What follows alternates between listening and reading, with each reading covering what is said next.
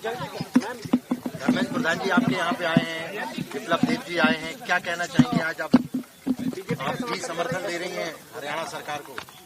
देखिए, मुझे बहुत अच्छा लगा है। धर्मेंद्र जी, विप्लव देव जी आए हैं मेरे यहाँ और इनसे मिलकर मुझे बहुत अच्छा लगा।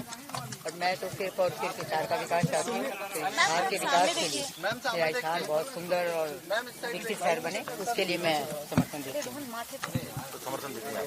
बिल्कुल, मोदी जी की सरकार को समर्थन देती हूँ, क्योंकि मेरा हिसार बहुत सुंदर और पूरे सब लोग जाने हिसार को बहुत सुंदर बने। अब शगुन के 51 होगी ये संख्या, पहले 48 थे। सर, कब तक गठन हो जाएगा सरकार का? चलो थैंक यू भाई, माता जी का नमस्कार जी। सर एक समर्थन और मिला, किस तरीके से देखते हैं? आप लोग पहले सेट हो जाओ आराम से, मैं कहीं नहीं, मेरे को कोई जल्दी नहीं है, आप आराम से कर लीजिए। आप घर पे हो, बैठ के करना है बैठ के कर लो। सर, एक टेबल लगा लेते हैं। हाँ, टेबल भी है। एक टेबल लगा लेते हैं। हाँ, नहीं, टेबल पे करना, टेबल पे करना। सर हो जाएगा, सर हो जाएगा, कोई दिक्कत नहीं।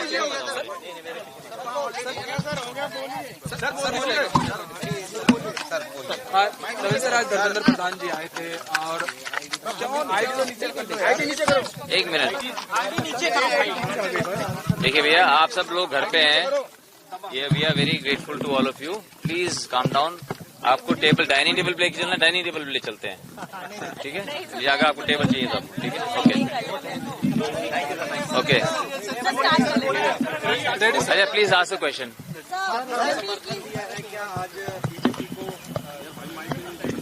देखिए, अभी धर्मेंद्र प्रधान जी, विप्लव देव जी, सुरेंद्र नागर जी अभी घर आए थे सावित्री जिंदल जी को मिलने के लिए, और अभी आपके सामने मेरी मां सावित्री जिंदल जी ने उनको कहा है कि उनका सिर्फ उद्देश्य एक ही है राजनीति में और चुनाव लड़ने का, कि वो चाहती हैं कि हिसार का बहुत विकास हो।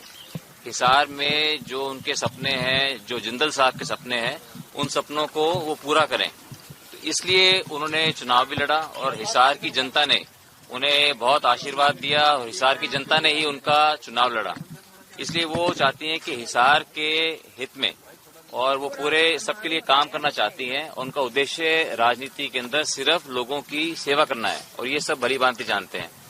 तो धर्मेंद्र प्रधान जी ने उनको आश्वस्त किया कि वो भी बिल्कुल जो है हरियाणा सरकार पूरी तरह से उनका काम करेगी, उनका पूरा मान सम्मान होगा और वो अपना आशीर्वाद वो पार्टी को दें, वो सरकार को दें।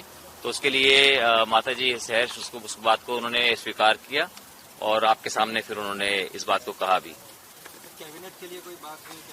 देखिए, ये सरकार का ये मुद्दा है और हमने ऐसी कोई उनसे कोई मांग नहीं रखी। हमने जो है सिर्फ हमने जैसे जो कहा कि हम सिर्फ काम करना चाहते हैं और किसको मंत्री बनाना ये पार्टी का निर्णय होता है और जो भी पार्टी करना चाहे, जो भी माननीय मुख्यमंत्री जी करना चाहेंगे, ये उनका निर्णय होगा। देखिए, ये चाहना है, मेरा चाहने की बात नहीं है, ये बात आप उनसे पूछना। आप सर, कांग्रेस के लोग आज चुनाव आयोग जा रहे हैं, अपनी शिकायतें वो दर्ज कराएंगे, इस पर क्या कहना है सर आपका? देखिए, वो शिकायतें दर्ज कराना उनका हक बनता है, तो वो उनको जैसा ठीक लगे वो कर सकते हैं। लेकिन हम सब जानते हैं इस बात को कि जहां पर चुनाव जीत रही है कांग्रेस, वहां पर उनको कोई तकलीफ नहीं है, और जहां चुनाव हार रही है तो उनको अच्छा नहीं लग रहा कि चुनाव हार क्यों गए। और कोई एग्जिट पोल्स के बेसिस के ऊपर तो कभी भी कोई सरकार नहीं बनती। एग्जिट पोल तो लोकसभा के चुनावों में बीजेपी को भी 300 से पार दिखा रही थी, हर एग्जिट पोल दिखा रहा था, कुछ 350 भी दिखाते थे। इसलिए एग्जिट पोल की बुनियाद के ऊपर आप कोई सरकार बनाने का क्लेम नहीं कर सकते।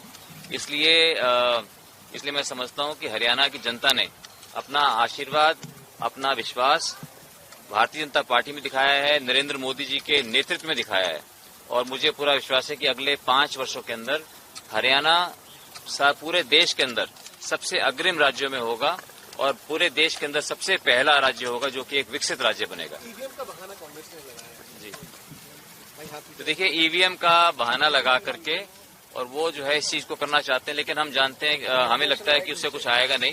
अगर कोई कमी होगी तो जरूर इलेक्शन कमीशन उसको देखेगा। Even if Congress and Aam Aadmi Party had fought the elections together, the results would have been the same, or maybe they would have done even worse. BJP would have done even better.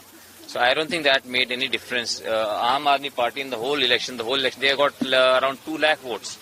2 lakh votes in out of 2 point. They did not even get 1% of the population to vote for them.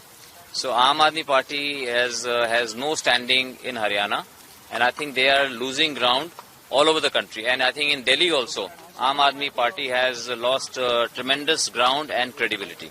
तो मतलब ऐसा जो फैसला है वो दिल्ली में भी देखने को मिलेगा कि हरियाणा की तरह यहाँ भी बीजेपी की सरकार बनेगी, आप ऐसा कुछ कहना चाह रहे हैं? मुझे तो पूरा लगता है कि जिस तरह से हरियाणा और दिल्ली के लोगों में सुन के सोचने में करने में कुछ ज्यादा फर्क नहीं है। हरियाणा दिल्ली को 3 तरफ से घेरे हुए है, उत्तर में और पश्चिम में और दक्षिण में।